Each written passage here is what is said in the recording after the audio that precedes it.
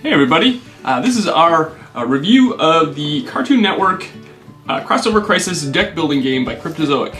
If you have played any of the Cryptozoic deck builder games like the DC, and I think there's an NHL one. Isn't there like a Teen Titans one? There's a Teen Titans one. We actually played the Teen Titan one quite a bit. We like it, but we saw this and we thought it would be great to review because it's content that Sydney really likes. And Braps Magic provided us a copy to review, so we want to say thank you to them for providing us a copy. So if you are thinking about picking up any games, we would tell you to visit brapsmagic.com. They have great prices, great service, and they're just a great store. And this includes a promo. This is the first printing of the game, so therefore it includes a promo. And who is the promo this time? DD! It is a DD promo, so if you want the DD promo, you're going to have to buy this game quickly before they go on to the second printing, because the second printing more than likely will not have the DD promo in it. If you have played any of the Cryptozoic deck builder games, they all pretty much work the same. They use the Cerberus engine, and there's not really too much difference between them all. Pretty much you have to use power to purchase cards in the middle of the row in front of you, and with those cards you defeat a stack of villain cards throughout the game, and once the villains are all defeated, that's when you total all of the cards up in your hands that have victory points, and the person with the most victory points wins. And then of course there are some trash cards that don't really do anything. There are other cards that happen along the way. With this game, there are a few differences between this game and the other games. The major difference is that it's animated. It is. It's the property is a little bit different. It's got all the old school and some of the new school Cartoon Network properties. It's got Samurai Jack. It's got Adventure Time. It's got Dexter's Laboratory. Dexter's Laboratory. Steven Universe. Steven Universe. The regular show. It's got a lot of different shows. They all each show kind of has their own style of play. So as cards pop up on the trade row, I guess I call it the trade row because I'm used to playing a couple other deck builders where it's called the trade row. But as cards become available for sale, usually you want to kind of stick to that particular show because they seem to work well and synergize well with each other. Like the crystal gems all work with each other. Like you get +2 power for each gem you have in your hand or something. Right. When we played it before we did this review, Sydney seemed to find a really good strategy with buying the crystal gems when they became available. I had pearl, garnet, lapis, peridot, and I think I had the other one. You had Steven too. No, I didn't. You didn't? Oh, I bought Steven. That's right, because I didn't want you to get him. At the beginning of the game, you were given a character. With an ability. With an ability, and then you use that ability throughout the game to your advantage. And sometimes you find no abilities that you like, and then you just pick by the character. I will say that this game, there are some mechanics that are interesting, and they are kind of lean towards a younger audience. Like with the Adventure Time characters, usually you have to fist bump. Yeah, you have to fist bump. Whenever a fist bump card gets played, you have to fist bump, and usually you get to draw a card or some sort of mechanic. And the lemon grab, and when you don't get included in a fist bump, you have to throw down the card and yell unacceptable. Yeah. Unacceptable! So there's different things. It just creates in your hand, of course. Kind of some randomness throughout the game. I'm going to tell you that if you're a fan of these particular shows, you're probably going to want to play this game just because it's fun. There are a couple differences with this game in the way it works.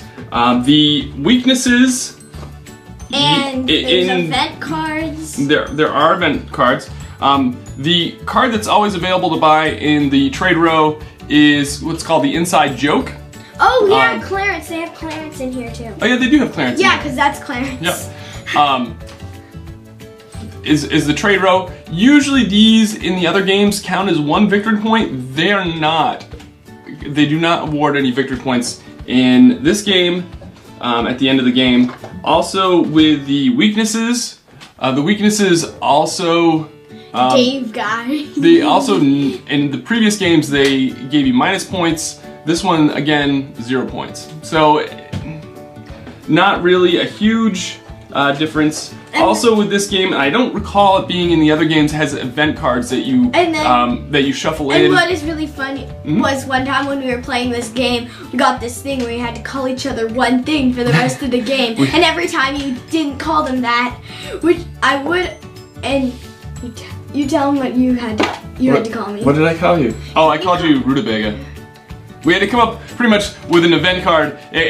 As you buy cards, you have to play other cards down into the row. Every time you don't say their name correctly, correctly, you get a weakness. Every once in a while, there's an event that comes up because they get randomly shuffled in, and something happens, and you have to resolve it as soon as it pops up. Our event that came up was we had to come up with nicknames for each other for the rest of the game, and whenever we didn't call each other by that nickname for the rest of the game, we had to take a weakness. And of course, if you are familiar with the game, weaknesses are not good.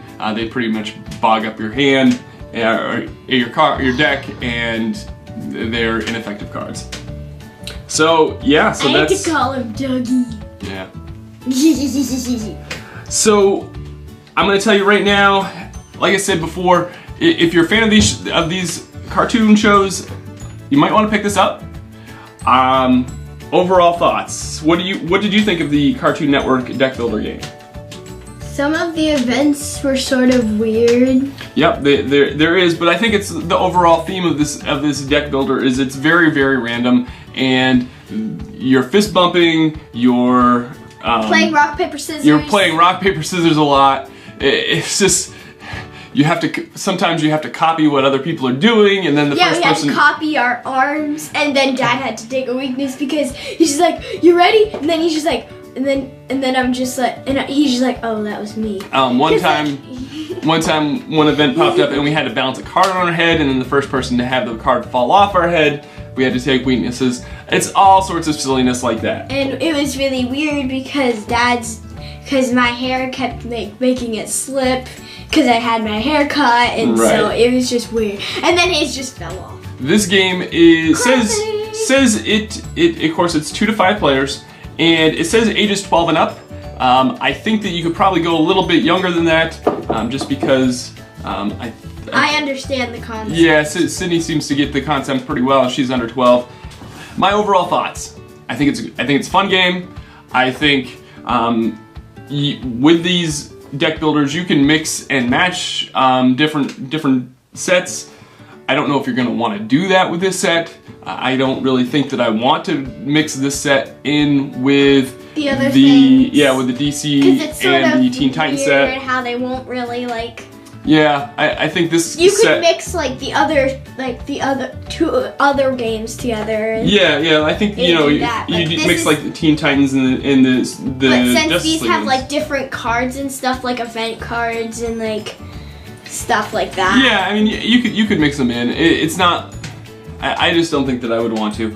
It just wouldn't make it much. It wouldn't. Because then, like, it's just weird if you have like all these superheroes in your hand, and then you have like this little cartoon. Yeah, exactly. It's just sort of weird. That's exactly what I'm trying to get at. It's like superheroes cartoon. Do I think that this? Do I like this one better than the other Cryptozoic deck builders? Now, this is where my review is going to be a little bit different than probably Sydney's. I actually like the DC ones better. I just like deck builders a lot. And I think that they're fun. It's not really thematically. They're not really. They don't have a heavy theme, but I like the DC ones better.